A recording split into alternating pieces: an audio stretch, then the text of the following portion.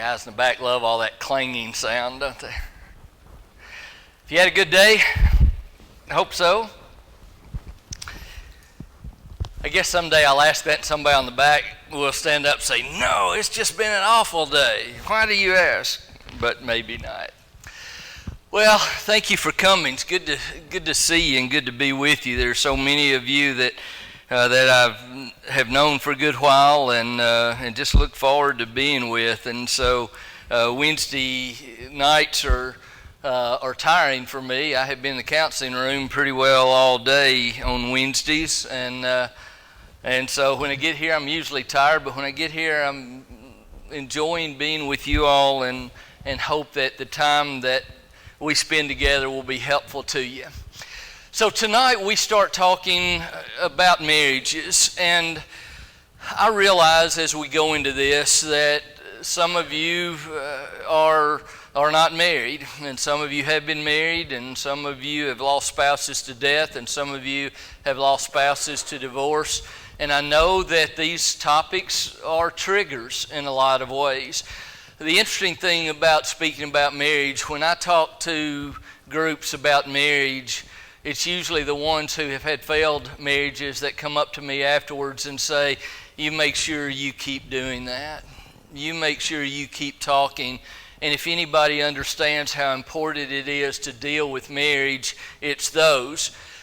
Well, I want to begin tonight by telling you that over 10 years ago, John Simmons got up at West 7th one Sunday morning, and he said, and I'll never forget, he said, "Satan has waged war against families and especially marriages, and we are going to fight back." And then he went on to say that we would begin the family ministry and the counseling services that we offer at West 7th. And I remember thinking two things. I remember thinking, first of all, I don't like prodding Satan in any way. You know, that's a little bit scary to say that we're going to look at Satan right square in the face and say we're going to fight back. But it's true. And the second thing I remember about that is what a tremendous responsibility that posed on all of us. And it is a great fight, and it is a great responsibility. And I want you to think with me today about the day in which we live and about how Satan indeed attacks our families in so many different ways. You know, we live in a day that I don't know that I expected I would ever see. I don't see myself or feel as though I'm an old guy, but sometimes when I see the changes that have taken place and the things that we and especially our young families wrestle with, it kind of makes me feel like I've become an old pessimistic guy.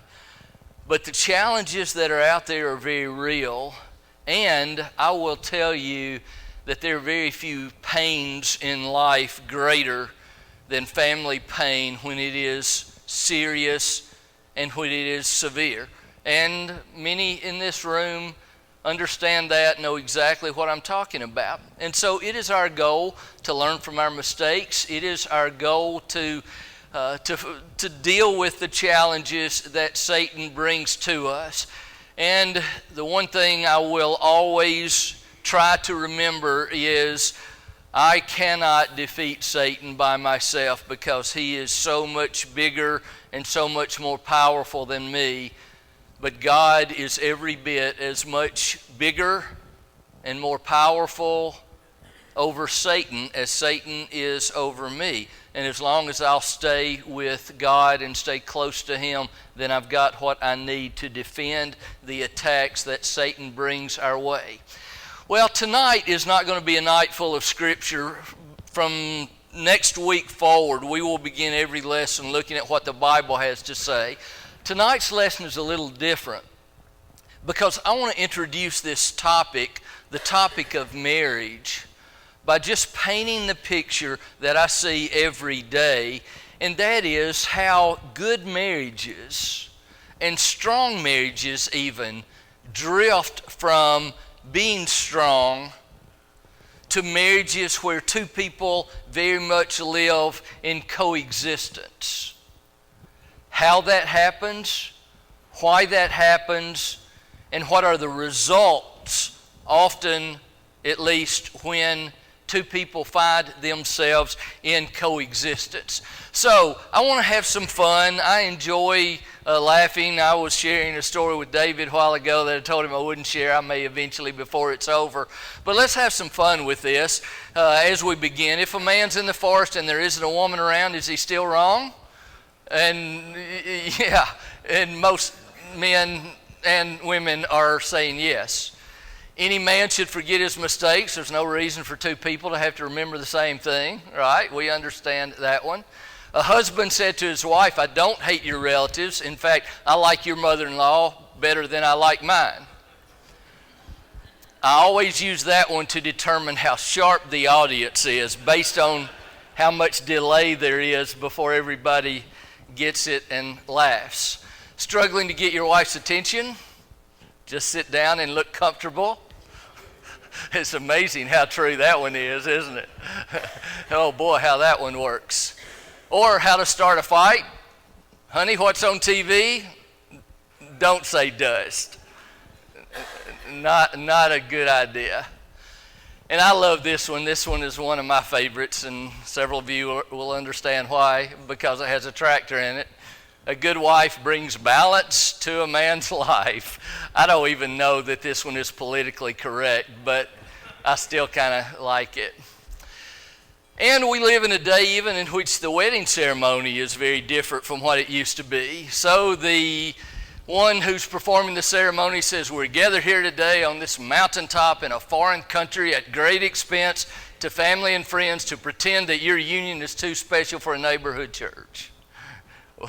Well, you know, back when my friends got married, a lot of us put together a few pennies and went to Gatlinburg for our honeymoon for 2 or 3 nights.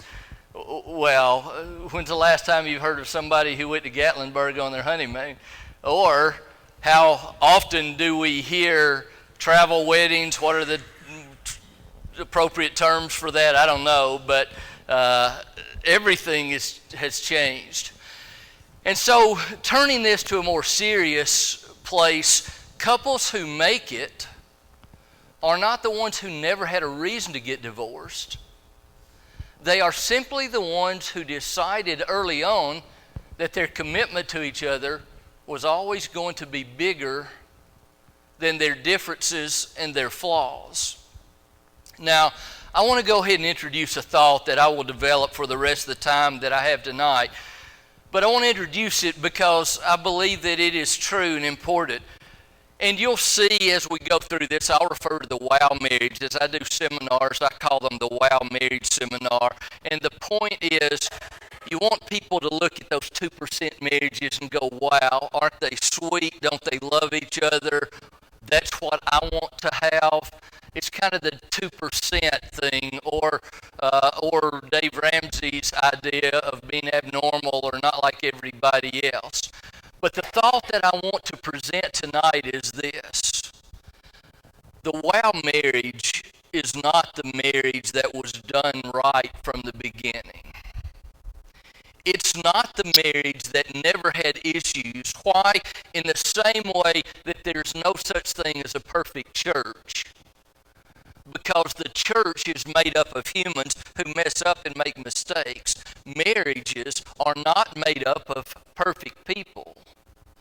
Marriages, and especially, and in fact, the good marriages, the strong marriages, the great marriages, are marriages where as husbands and wives waded into trouble, they didn't like being there, and they learned how to fix it and waited out. Now, there may be a couple in here who's been married 60 years who comes up to me afterwards and said, you know what, we never had any feelings of coexistence. We just never had problems much. But if that happens tonight, it'll be the first time it's ever happened. Because what happens is we make mistakes. And some of them sometimes are pretty significant. And I don't want to give us a license to make mistakes, but what I want to do is say, look, it is those who learn from them and who make adjustments from them who are sitting on their front porch late in life, smiling at each other and holding hands. And so let's continue. Perfect marriage is just two imperfect people who refuse to give up on each other.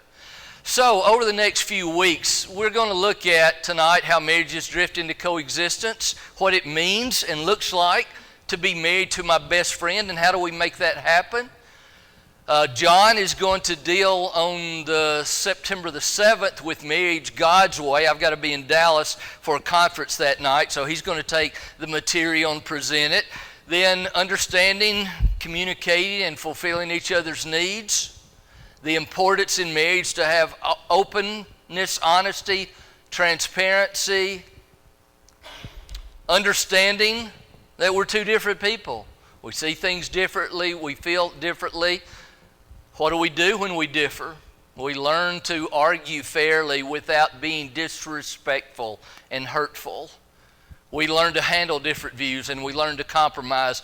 And then on the last night, we will look at the fact that God has given us such a blessing when He gave us the marriage relationship, and oh, how important it is to protect it. So, let's look at this process of going from the honeymoon to coexistence. You can spot a good marriage miles away. And I want you to think with me about what couple you know of. If I were to ask you, who has the best marriage you know of? Who are they? And what do you notice? I think most all of us can identify a couple that just stands out. A couple that does things so very well. What do you notice? What is obvious? And why is it that when we see a couple who's over 30 years old holding hands, we do a double take? You know what I mean by that? Somebody's walking through the mall, or somebody's walking down the road holding hands, and because if they're 16 years old, we don't think much about it. But if they're 30 years old, 40 years old, 50 or 60 years old, we notice. Why? Because it's the minority. It's unique. It's something we don't see so very often. So as we go to the beginning of this process, when marriage begins, everything is wonderful. And oh, how we think ours is going to be so different. We will be able to handle anything. Our love will never die. Nothing will ever come between us. And on this day, nothing will ever challenge our relationship, because our love for each other is so very strong. Now, I spend quite a bit of time each month doing premarital counseling. And I have mixed feelings about premarital counseling. I love the proactiveness of trying to do premarital counseling, but I often say, and may have said earlier, that premarital counseling is like trying to teach a 5-year-old the tax code. You know what I mean by that? Trying to teach two couples who are in the clouds, so in love, so ours is going to be so different, what it's going to be like a few years later, and sometimes a few months later, is kind of like teaching a 5-year-old the tax code. And what I do that matters most when I do premarital counseling is to establish a relationship with a couple so that later on, when they need a go-to person, they already have a relationship established. And in fact, if I do your premarital counseling on the last session, we will schedule a session 6 months after the ceremony. So at that point, we can sit down and talk about what the issues really look like and feel like. And even at that point, they're oftentimes so up there floating around in the clouds still. But usually they have a few things on their list. Why? Because marriage is difficult. And understanding what these difficulties are going to feel like on this day is almost, and in fact, I'll say is in many ways impossible. So, on this day, oh, this is just going to be so great. However, over time, change takes place. You've gone to sleep on me, haven't you? Yeah, so that's the way a lot of marriages look. And we all are familiar with the story, but you're not going to look at them and go, oh, aren't they sweet? Oh, they so love each other. So my question is, if we grow old together, what will our front porch picture look like? Will it look like this? Or will it look like this? Now, I've used this picture for years, and I have yet to have somebody stand up and say, Grandma, Grandpa. And I expect someday that may happen. I don't know that I expect that. It could. That's an internet picture that I took long ago. And I expect this couple is committed to marriage. And I'm not trying at all to take anything away from their family situation. However, if we wind up like this, or like this, we have to make it happen. And look at the bottom line. Most don't. Now, I want to go back to this picture. When you look at that picture, what do you think? When I look at, the first time I saw that picture, I remember the first time I saw it, I looked at that and I thought, that's probably a couple who each has lost their spouse and they have recently found each other and they are so happy to have companionship of that type again. Now, some of you have way different views, obviously, from what I'm seeing. I'd like to know what some of the comments were, but I won't ask. But when we see this, what do we think? Well, generally, we don't look at that and think somebody who's been married for 60 years whose love just kept getting deeper and deeper and deeper. Why? Because most don't go to that place.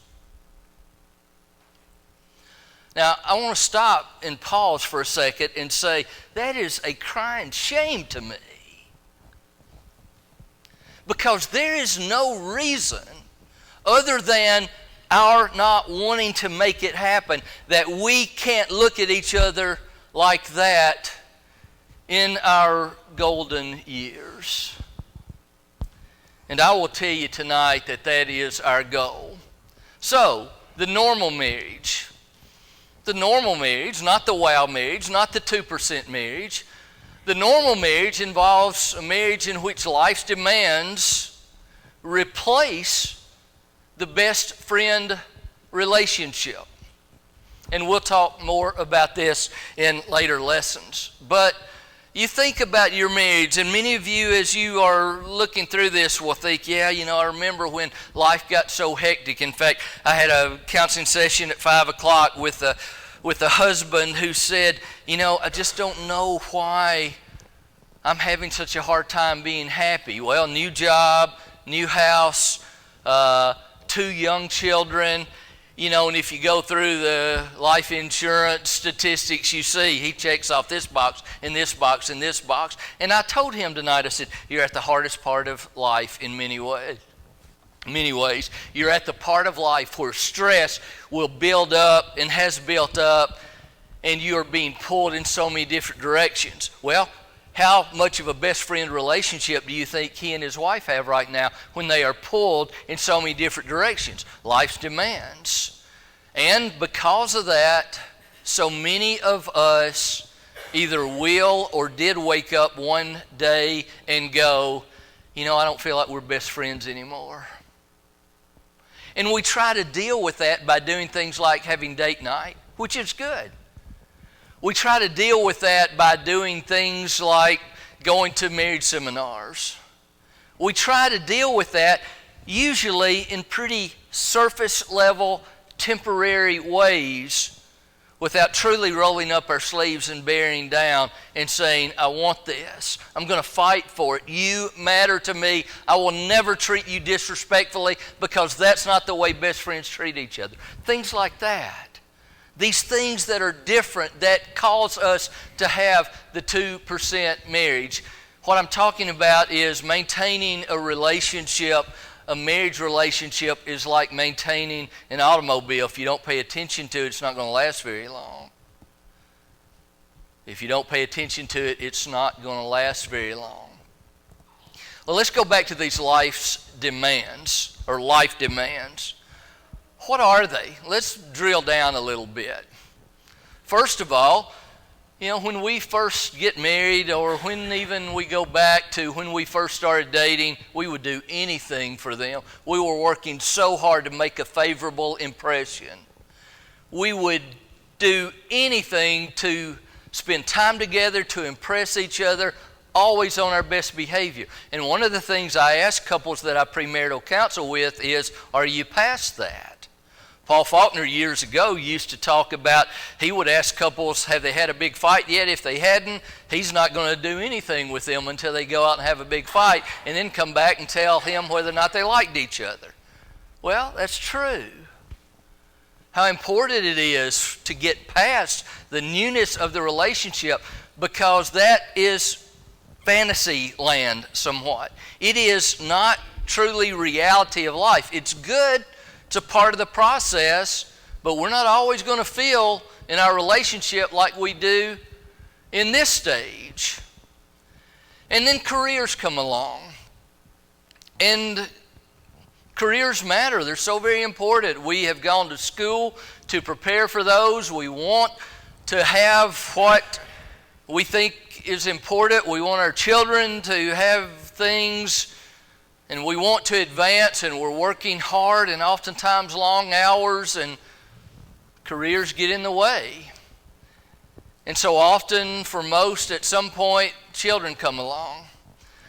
And I've bolded or changed the font on this one because that's a very significant influence on the marriage relationship. Because when children come along, as I've spoken earlier in the sessions, everything changes. And we're going to talk tonight about how some of those change. We've talked about how the financial challenges involve changes.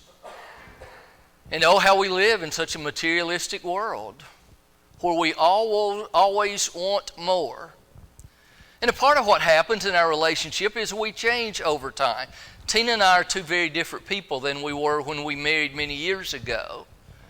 The things that we do, that we enjoy doing together, very different. We used to play tennis. We used to do things that you don't do nearly as much after you get a few years on you.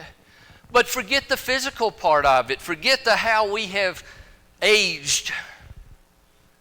If you were to ask her the three things that she most enjoyed doing in early or mid-1980s, they wouldn't be on her list today.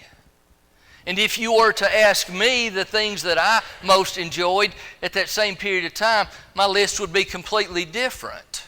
Why? Because we change over time.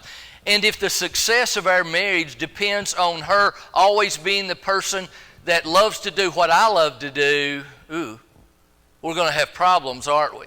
It's pretty shallow and not going to work in most cases. What causes us to drift into coexistence? This one's a big one. Spiritual stagnation. And if you put all the things above it on the list and you see how all these other things are tugging at limited energy, limited resources, so many times we have very little time for faith-building efforts in our lives.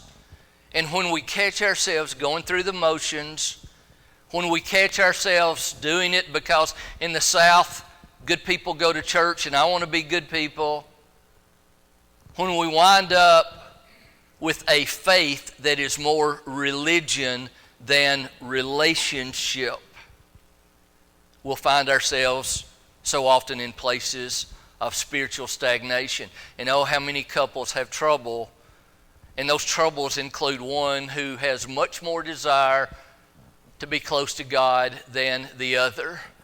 We might just add all of these up and say, life's burdens and adversities take a toll on the relationship.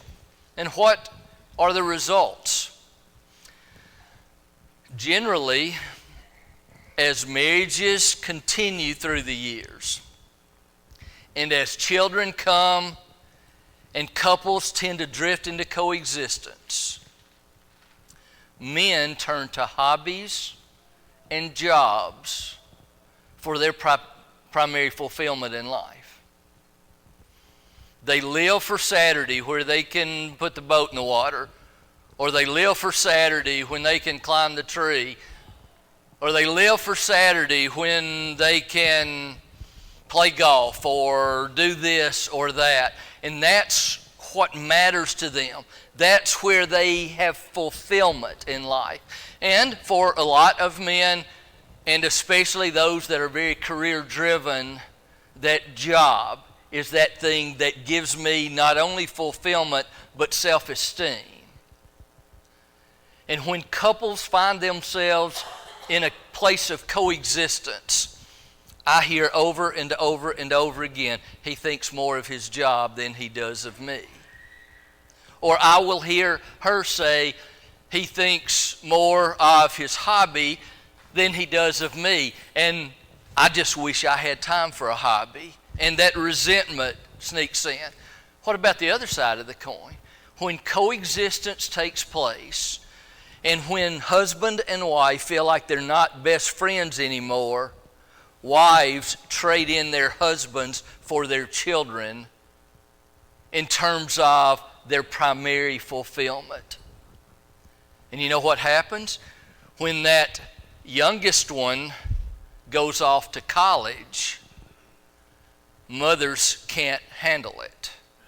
And problems often begin. And in fact, referring to Paul Faulkner, I remember back in the early 90s, hearing him speak on one occasion when I was at Abilene Christian, and I remember him saying, we have seen such an unbelievable increase in divorce among couples when their youngest child becomes 18 and goes to college. And what he was talking about is this very thing here, because when husbands and wives coexist, and moms have built their whole lives around the relationship with their children, then when they're not daily in the picture, you got two people who don't know each other very well, who don't have common goals and interests, who have two very separate worlds, and they don't know how to get along. And the empty nest is awful. But what I say and what I believe is that when you have the best friend relationship and that love has grown deeper and deeper and deeper, when the last kid goes, it's a good thing, not a bad thing. Especially if they're close enough that when they have grandchildren, you can see them often. But my point is, we want to have a relationship such that when our children are gone, it gets better, not worse. And so many times when coexistence happens, we find ourselves drifting to those people who have the same interests as we do. And fathers and men wind up finding other men that have the same interests, and we spend more time with them. And moms, if they have others in the few moments of time that they enjoy spending time with, generally are going to be other mothers who are at the same stage. But again, what do we have? We have this going on. His world and her world. And when coexistence comes, we become increasingly self-centered, noticing what the other is doing or is not doing. And the more we think about that, the more we start to have grudges. And so many times it gets to the point where we even start to think, oh, I wish you were more like, and we won't say that, but we'll think it. Or we notice others' relationships and we think, oh, why can't I be married to somebody like that? And when we get to this place, Satan has us where he wants us. And so reviewing, what is the process? We go from floating on the love cloud. We can live on love. Money doesn't matter. One bedroom apartment will be fine. But then life kicks in and bills start coming. And we have the traditional family differences. Of course we go to moms and dads and eat Sunday lunch. We've done that all my life. Every Sunday? Thanksgiving and Christmas is not enough? These family traditions. Well, my mom paid the bills and was in charge of keeping up with the money. My dad did. Or what about this one, as was in our case? Tina said, you know, my dad probably cooked more meals than my mom. Oh no. Yeah, that was not the house I grew up in. Not at all. Well, Tina still kind of loses that one. However, family traditions, don't think they don't play into this. Job changes, relocations, and then children come along, and on this day, that little bundle of joy is going to do nothing but bless our lives. Yeah. Teenage years, should I say more? Ball games and other activities, homework, sometimes learning disabilities. The teenage years, stress. Good stress, blessing from God. I love these years, but stressful nonetheless. And finally, that place so many times of coexistence where we have loss of mutual interest. We have our own jobs and are focused on each of those. We get to the point where we'd far rather talk with a coworker or friend than spouse. And then so often the next step is frustration, resentment, and a significant lack of fulfillment. Now, I want to tell you, there are a lot of us in this room who have been through that process. And I don't want to stand before you tonight and beat you up because of that, because I believe, from having done this for a long time now, and from living life, I believe it is, as I said earlier, we kind of have to wade into that and feel the discomfort of it in order to wade out of it and want to fix it. Some of you are sitting here tonight going, man, that's where we are. Ooh, life has us in two different worlds and it doesn't feel good. I'm glad you're recognizing that if that's the way it is. Good news is you don't have to stay there. And I'll try to not become too personal, but I will tell you, Tina and I did this, very much so. And I remember some of those discussions where we had to change some things and where we had to work on some things and where we had to wade out of some things that we had waded into. And I tell you, you can have it way better than you ever thought you could. So listen and work on these things. Have hope.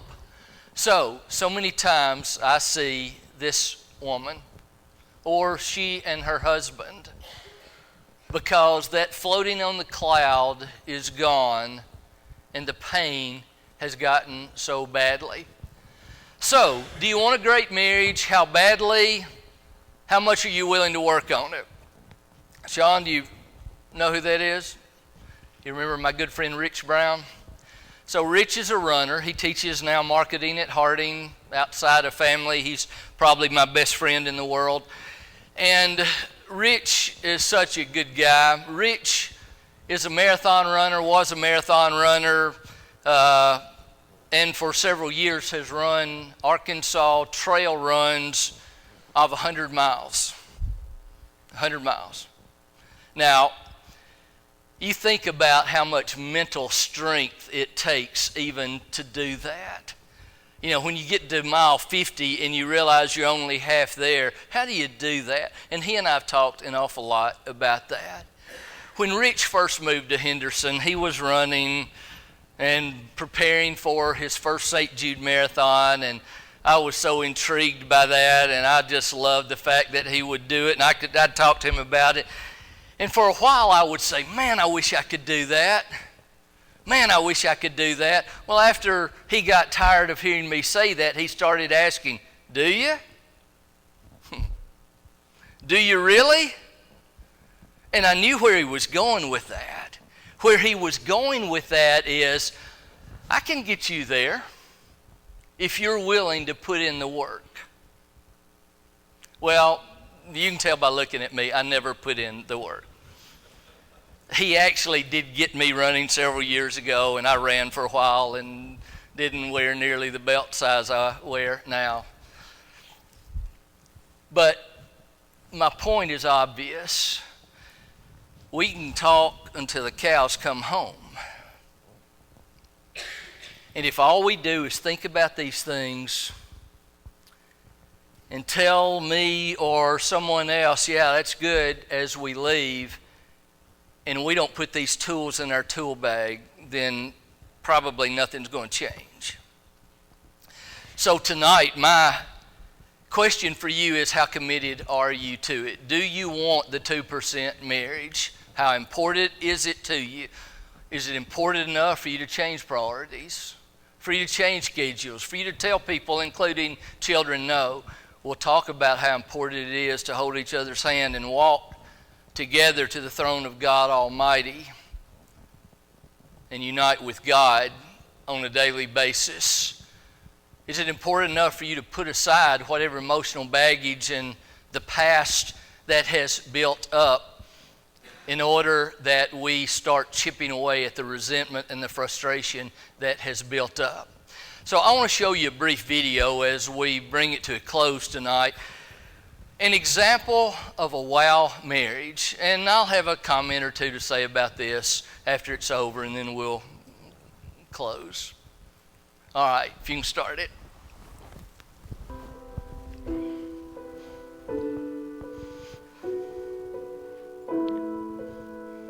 I don't count it a burden whatever to have to care for her. I need to do everything. From the moment she gets up to the moment she goes to bed, I do absolutely everything. Clean her teeth, shower, dress, everything. And but it's a privilege. I count it a great privilege to care for this one that I've loved all of these years and continue to love. This is the year when we'll celebrate our 50th wedding anniversary. Our stories have been a lovely story. I first saw her when she was 8 years old, and her brother became my best friend. And we grew up together, and as we grew up, yeah, she was there, and I knew that she used to stare at me when I was playing footy with her brother and another friend, and when we used to ride bikes, and she kept staring at me, but I wasn't interested. I was 17, she was 16. I saw her dolled up, dressed up, and she had an A-line dress on, and boom, it was gone. She was the one for me then, absolutely. When we first started dating, I used to ride my bike from where I lived to where she was, and that was about 5 kilometers on a Saturday afternoon, because it was the only chance we had to get together. And it was hair wash day for her, and she used a special cream in her hair for a shampoo, and I can still smell it, because that smell was so particular, so nice. It was just absolutely special. We had a bike. I used to ride everywhere on my bike, and then Glad had a bike as well, and we put a baby chair on the front of her bike, and so we carried our babies around on the bike with her as well. So yeah, bike's been part of our lives, and I guess that has something to do with us now. Around about 2004-05, I began to notice that there were things going wrong. She was finally diagnosed with the horrible disease of Alzheimer's. Having lived overseas, I knew that with a bike you can do lots of things. So I had a bike made, a bike chair made. We take it to the beach and ride along beside the beach, and as we do that we see a lot of people come talk to us, because it's a unique thing. Nobody else has got a bike chair quite like that one. I am determined to care for her every need. You see, God has loved us so unconditionally, and I understand that God has put his love in my heart, And because I realize how much God has loved me, that's how I too can love my lovely wife. She has done so much for me over all of these years. Now she can't, but I can, and I can return her love. And it's a love that, to me, means I can do everything for her. She's my princess, I'm her William, and I wouldn't have it any other way. Would you have it any other way? No, not at all. We love each other. I hate standing up and turning around because all of you have tears going. But think about that. So my question is this. Do you feel sorry for him? What about his statement, I wouldn't have it any other way? Now, I'm sure he would undo her disease if he could. I'm expecting that's not what he meant by that. But does he seem happy, at peace, and full of content? Yeah, he does. Why? Because of a simple principle that Jesus gave as quoted by Luke when he said, "It is more blessed to give than to receive." He's a pretty happy man because he has a life of giving. And he can't receive as much as he could have earlier, but because of that, his life is focused on being blessed by giving for her. I think the smile was real. I think the fulfillment was deep. And I think while they would change her situation, they both make the point that when we do it God's way, and when we don't focus on ourselves, and when we learn to give ourselves up for the other, as Paul said in Ephesians 5:21, submit yourselves one to another. I'll talk more about that. When we do that, life can be better than we ever expected. And I believe especially that is true in a marriage relationship. So, we want to continue to develop and drill down on the topics that we talked about tonight. And if you feel like, we're in a place of coexistence, we're not best friends, well, don't beat yourself up. Let's just do something about it, and we'll continue to work on that as we continue on with these topics. Tonight, we offer the invitation. If you desire the prayers of this church, then we'd encourage you to come. If you've not yet become a child of God, then why not do that tonight? Marriages are so much better when we stay close to God. If you need to come, we'd encourage you to